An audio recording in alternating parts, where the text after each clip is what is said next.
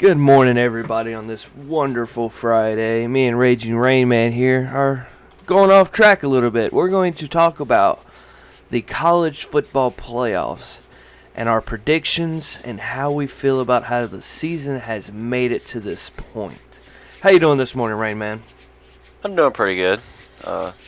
I'll be feeling better when Alabama beats Cincinnati. Ooh, see, that's where I already disagree with you. I want the underdogs to win. Cincinnati's never been to a freaking championship game, ever. Well, since Cincinnati's never been in a good conference, and they never really played a good team, so That is true. Their schedule was the 100th easiest schedule on the year. So I mean, yeah, I don't really see them I putting up mean too many points against the Alabama, especially the with that stout defensive line. yeah, that dominated Georgia. Yeah, But I mean, the only teams Cincinnati's played all year that were even ranked were Notre Dame, which they did win that one, but Notre Dame's iffy, and Houston, and Houston's another iffy team. yeah. Alabama did lose one game, but Alabama I'm not gonna did. I'm not gonna hold it against them because when Clemson went all out and won, I think they lost to Pitt, and Pitt wasn't even ranked at the time either. But so But then you look at Alabama, and a couple weeks ago when Georgia rolled up and thinking they're about to dominate them because they're all undefeated and they think they got the best teams, and Alabama's defense shut out a team, and Alabama's offense scored more points than Georgia had allowed all year. That makes you wonder what they got up their sleeve now. yeah, for sure. Alabama has been consistently putting up 30 or more points All in year. every game, hmm except for against LSU, which they won 20-14. And Auburn. Uh, yeah, and Auburn But Auburn 22. Auburn is always Alabama's biggest rival, it seems. It's every year that is the best game. And somehow Auburn shows up with some God mode team and puts Alabama to the test. Every Well, year. we all know it's all because of the bowl game. It's something about bowl games that always make teams panic. I think they will struggle against Auburn every year, while football is still a thing, probably. It's my biggest guess. I don't see them struggling against any team like they did against Auburn. Yeah, I don't know. Uh, And then you got Heisman on Alabama, Bryce Young. I mean, that dude's 43 touchdowns, 4 interceptions. I mean, what more can you ask from that guy? I don't know. I like Mac Jones a little bit more, personally, but Bryce Young, the stats don't lie. He's a great thrower, good runner, but I don't. He's got to be more. I think he's got to be more patient. Sorry. Yeah, he is kind of one of those get it out of the pocket real quick. His But completion percentage isn't the highest, so I think he can do better on that aspect because he's just wasting downs if he just wants to throw it out fast or try to make a play happen rather than waiting for the play to develop. that is true. He's also got a lot of help in the backfield with Brian. He's a Yeah, pretty good running back. yeah. He also has some decent wide receivers. I mean, I wasn't the biggest fan of Trevor Lawrence because he had the best supporting staff Amen. because he had so much help from the running back and all the wide receivers, and they had no schedule, it felt like. So I wasn't really high on Trevor Lawrence. So I'm not really high on Bryce Young because, yes, he's played some good teams, but the good teams he's really struggled against, other than Georgia. So I would like to see him do it again. But Cincinnati's not really one of those teams that I would personally say is in the top four. But I still would love to see this matchup. I think it's going to be a great matchup. I think it's going to be a which defensive line showed up kind of game. That's possible, but I can see Alabama winning by 28, and I wouldn't be surprised. Yeah. Well, so you picking Alabama to win this one? Oh yeah, 100%. I'm going with the That's underdog because it seems every time I pick a team, the opposite teams win. So I'm probably going to pick Cincinnati and Alabama's going to win, but I'm going to pick Cincinnati. I mean, there's nothing against you. I like Cincinnati. I've liked their coaching staff. I like their program. I just don't see them winning this football game. I wish they were in a better conference to beef them up before this whole playoff thing. But if they go out and they lose by 28 this year, I really don't see them making the playoffs next year if they go undefeated, because they're just going to judge them based off of this year too. Yep. That is true. So we will find out at 3:30 who wins that game. Now, for the other game. This one's going to be a good one right here. This is probably the best one. This is going to be better than the whole championship game at the very end. This is the pre-championship game, huh? I don't know. We might as well call this the championship game. This is what everyone's going to want to see. I just don't see how they're favoring Georgia 66.5% to 33.5% over Michigan.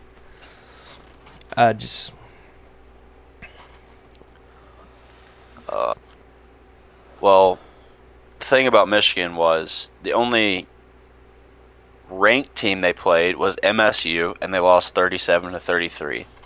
And they played OSU, and they won 42-27. So Ohio State also lost to Oregon. Oregon's pretty but good. They beat Michigan State University. They beat Purdue. So Ohio State's like one of those teams that's up there. They're pretty good. But so I think that's why they're holding Michigan so high, since they destroyed them 42-27. And they also beat Iowa 42-3. Yeah, that Michigan State game was something serious. We knew Michigan State won last night. Barely. They come back at the very end, but that game was a rushing game, and they couldn't stop Michigan from running the ball. Are they going to be able to stop Georgia? Well, I was confident in Georgia's running defense, but ever since watching that Alabama game, I'm certainly questioning it now. I still think they have a lot of capability up front. If they're able to fix their problem was last time, I think they can really come back and stop again. Yeah. I don't see this game going one way. I see this being a battle to that last quarter, to that last minute, to that last second. Yeah, I mean, I could see this even going to overtime. Neither one of these quarterbacks are standouts, in my opinion. I don't think either one of these guys are first-round pick. No. But I can definitely see Michigan's running back being in the top 20 picks of that draft for sure. But what's insanely crazy to me, you got a quarterback who has 24 touchdowns and 7 interceptions, and then you have a running back with 10 touchdowns. Michigan's got a quarterback with 15 touchdowns, 4 interceptions, and a running back with 20. I guess we really see who runs the ball more. yeah. My biggest thing is Michigan doesn't have a standout receiver, in my opinion, because you see some, I forgot who it was yesterday, just got the 100th reception in a season as a wide receiver, and their standout wide receiver from Michigan's only got 38. So they're not just throwing it to just one guy; they're throwing it around. So we don't know how big of a playmaker they have on the wide receiving core, because they have so many. Yeah, they're throwing it around. He's only thrown it 308 times in 13 games. I mean, I would be expecting about 500 if it was a passing offense, but they get the job done, and they do it really well. So I am really happy to see this game getting set up. You saying about passing, I mean, look at Georgia. Georgia's only throwing 231 passes with their quarterback right now. I don't know if it's because they get good plays and are able to throw touchdowns, but I don't think this guy's Jake Fromm, personally. Jake Fromm did great in college, but he went to the NFL and absolutely played awfully, which really sucks because I was a really big fan of Jake Fromm. But he's only completed probably roughly about 60% of his passes. Bennett from Georgia, he's only got 2,000. Well, he has 2,325 yards off 148 passes, which is pretty good. It's a little bit over about 12 yards, I think, a catch. So he's throwing the ball downfield more than throwing it short. So I'm guessing he's always looking for those deep passes. But that also inclines more interceptions because he's sitting at 7 interceptions, while Michigan's quarterback has just about the same amount of yards, but he only has 4. But his yards per catch or throw is significantly lower just because he's throwing it not as far downfield. Mm-hmm. So he's getting the short plays and he's letting his running back run it in. So I'm expecting to see some pass plays in the middle of the field, but as soon as they get in the red zone, I can see Michigan running it down their throat. Yeah, so you have the Georgia team wanting to run the ball, deep pass. And you got this Michigan team that wants to run the ball, short pass, at least get a first down. So you got two different things. You got a team that's all in, and you got a team that's, all right, let's just get it done. Yeah, every team wants a big play, and I feel like for Michigan, their big play is a breakout run. And that's what they're going to need, especially against this D-line. If they can get past that D-line and they can get to the secondary, I feel like Michigan can run away with this ball game. I completely agree with you on that one. So, what's your predictions on this game? Who do I think's going to win? Who do you think's got this one? I'm going to say Georgia, just solely based off coaching staff.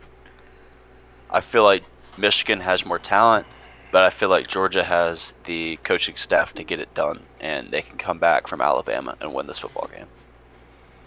See, I got to disagree with you on this one, too. I'm going Michigan. I'm one of those old school, let's run that ball, let's pound it in, average 3 yards a carry, first down, touchdown. I'm going with Michigan.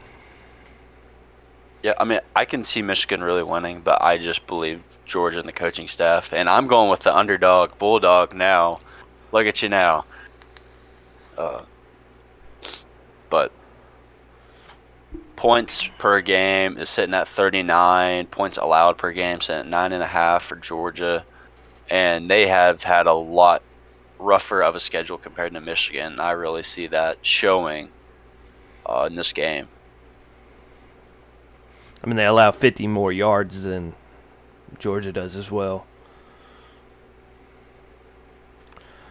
And but I mean, the bad thing is, and this is the one stat that kind of hits Michigan hard, Georgia struggles against the pass. But that run number is really low.